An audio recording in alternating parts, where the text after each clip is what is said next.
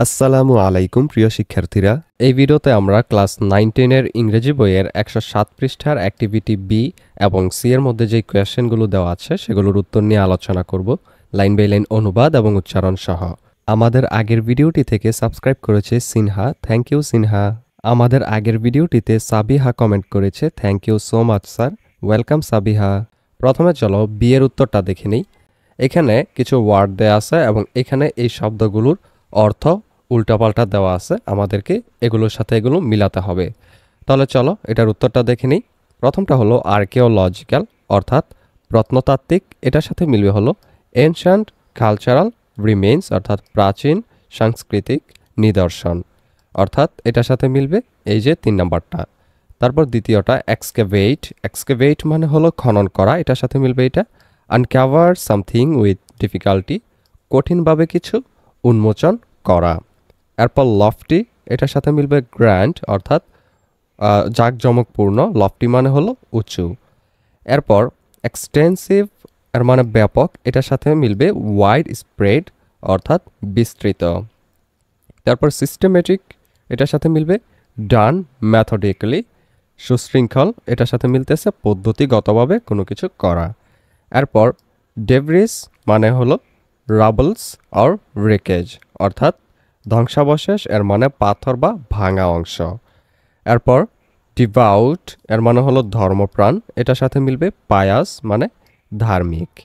এরপর সি এর মধ্যে যে কোয়েশ্চেনগুলো আছে সেগুলোর উত্তরও চলো দেখে নেই। এখানে বলছে read text in a again and choose the correct answer, অর্থাৎ এর টেক্সটটি আবার পড়ো এবং সঠিক উত্তরটি বেছে নাও। প্রথমটা হলো পাহাড়পুর ইজ অর্থাৎ পাহাড়পুর হলো এর আনসার আর টিপিক্যাল বাংলাদেশি ভিলেজ অর্থাৎ একটি সাধারণ বাংলাদেশি গ্রাম।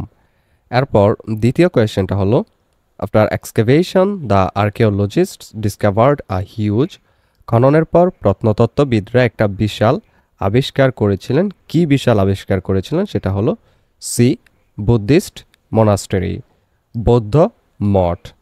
এরপর 3 নম্বর question, how many phases of excavation of Paharpur have been mentioned in the text?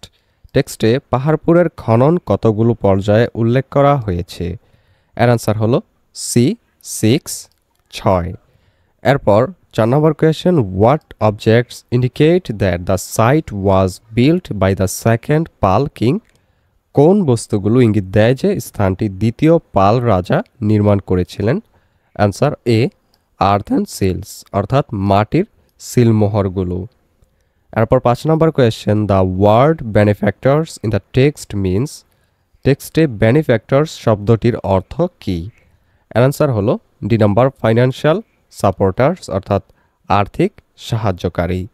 এই ভিডিওটি এই পর্যন্তই। পরবর্তী ভিডিওতে আমরা 108 পৃষ্ঠার অ্যাক্টিভিটি ডি এবং ই এর মধ্যে যে কোয়েশ্চেনগুলো দেওয়া আছে সেগুলোর উত্তর নিয়ে আলোচনা করব। সেই ভিডিওটা পেতে হলে অবশ্যই চ্যানেলটিকে সাবস্ক্রাইব করে রেখো।